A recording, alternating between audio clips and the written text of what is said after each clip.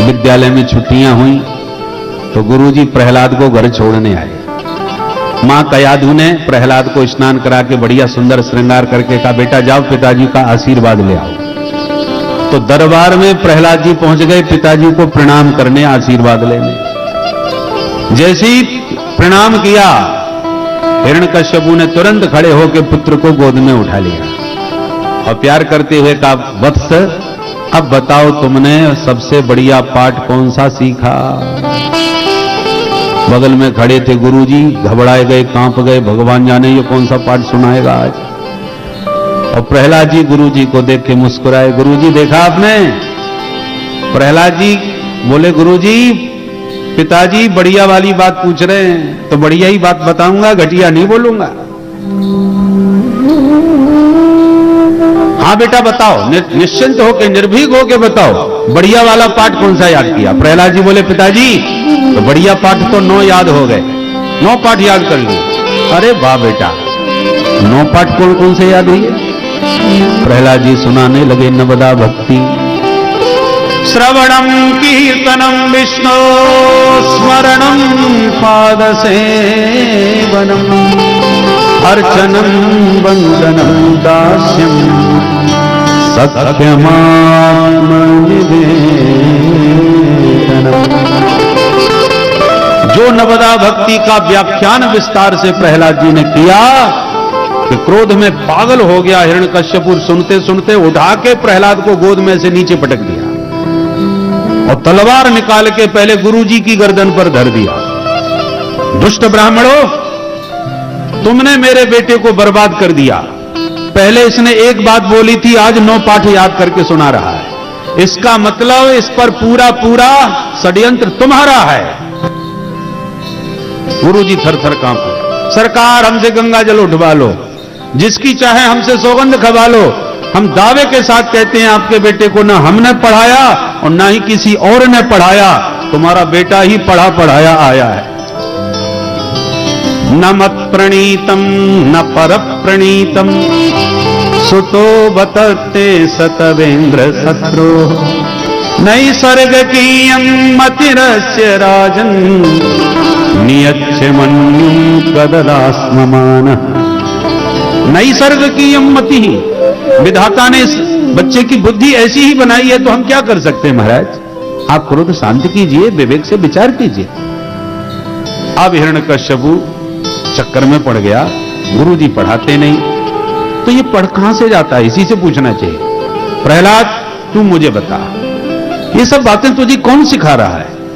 प्रहलाद जी ने मुस्कुरा के जवाब दिया, सो जा नहीं जही देहु जनाई, सो जा नहीं जही देहु जनाई, जानत तुम ही होई जाई, जानत तुम ही होई जाई।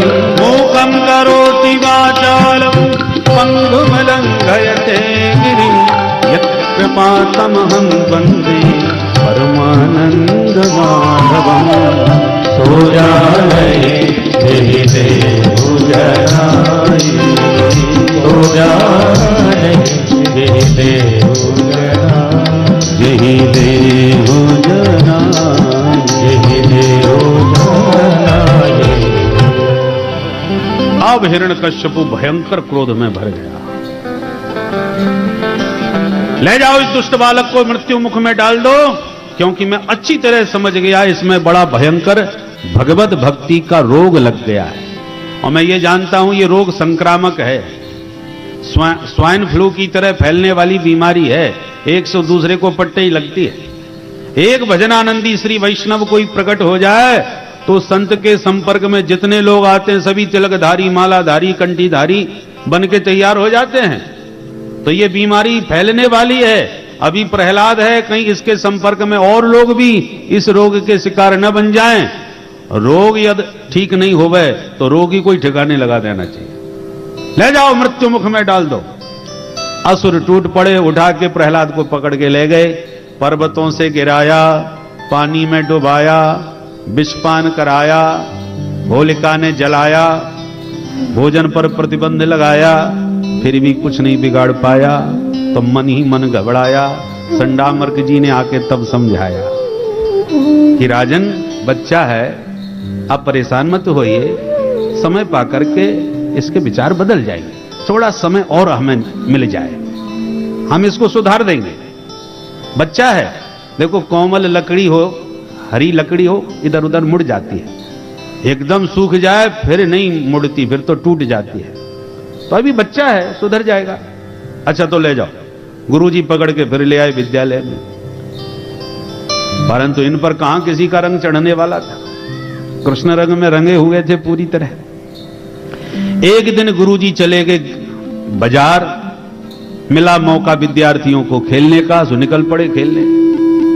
प्रहलाद जी को मिल गया अवसर, सारे विद्यार्थी बुला लिए, आओ आओ मित्रों, एक नया खेल सिखाता हूं। सारे विद्यार्थी आ गए। हाँ प्रहलाद बताओ। प्रहलाद जी बोले चलो आज आंख मिचौनी खेल है। एक बोला ये तो बहुत पुराना खेल है। प्रहलाद जी बोले अच्छा बताओ, पुराना है तो कब से ये खेल प्रारंभ हुआ, किसने प्रारंभ किया? बोले ये तो हम इतिहास नहीं जानते कुछ, पर खेल बहुत पुराना है ये हम जानते हैं। प्रहलाद जी बोले तो चलो हम बताते तुम्हें। आंख मिचौनी का खेल अनादि है। दो मित्र हैं, जीवात्मा और परमात्मा, दोनों आपस में बोले चलो आंख मिचौनी खेले। ठीक है, तो पहले कौन छुपेगा? आंख मिचौनी तो सबने खेली होगी। एक छुपता है, दूसरा ढूंढता है, तो पहले कौन छुपे? जीवात्मा बोले प्रभु हम छुपेंगे, आप हमें ढूंढिए। भगवान बोले तो जाओ छुप जाओ, और इतना याद रखो जब मैं तुम्हें ढूंढ लूंगा फिर तुम्हें भी मुझे ढूंढना पड़ेगा जब मैं छुपूंगा। मंजूर है? तो महाप्रलय काल आया और महाप्रलय में समस्त जीव परमात्मा के उदर में ही विलुप्त हो गए, छुप गए। कल्पांत एतद अखिलम जठरे न ग्रहणन। भगवान के पेट में महाप्रलय काल में सभी जीव जंतु समा जाते हैं, और प्रलय के बाद भगवान ने फिर एक एक जीव को उसके पूर्व एक एक कर्म के अनुसार ढूंढ ढूंढ करके जगत में जन्म देना चालू कर दिया, और कर्मानुसार सबको अलग अलग देह प्रदान की। 84 लाख योनियों में सभी जीवों को ढूंढ निकाला। भगवान बोले हमने तुम सबको ढूंढ लिया, अब इसी जगत में हम भी कण कण में छुपे बैठे हैं, तुम हमको ढूंढ के बता दो। और जो जीव जिस दिन जगत में छुपे जगदीश को जाने जाएगा, उसी दिन उसका जन्म मरण का खेल हमेशा के लिए खत्म हो जाएगा। आज महाराज जी ने हम सभी लोगों को बहुत ही उत्तम एवं शिक्षाप्रद कथा सुनाई है। आशा करता हूँ यह शिक्षाप्रद उत्तम कथा आप लोगों को अवश्य पसंद आई होगी, और हम सभी लोग इस कथा से कुछ न कुछ शिक्षा ग्रहण करके अपने जीवन को सुखी एवं सामर्थ्य बनाने का प्रयास करेंगे। मित्रों, अगर यह वीडियो आप लोगों को पसंद आया हो तो इस वीडियो को लाइक करें और अधिक से अधिक लोगों को शेयर भी करें, जिससे कि और भी लोग इस कथा से कुछ न कुछ शिक्षा ग्रहण करके अपने जीवन को सुखी बना सकें। मित्रों, अगर अभी तक आप लोगों ने हमारे चैनल को सब्सक्राइब नहीं किया है तो तुरंत सब्सक्राइब कर लें, जिससे आने वाले शिक्षाप्रद महाराज जी के वीडियोस आपको समय पर प्राप्त हो सकें और आप उसे सुनकर अपने जीवन को सुखी बना सकें। तो कल फिर किसी ना किसी शिक्षाप्रद महाराज जी के वीडियोस के साथ आप लोगों के समक्ष प्रस्तुत होंगे। तब तक के लिए राम राम।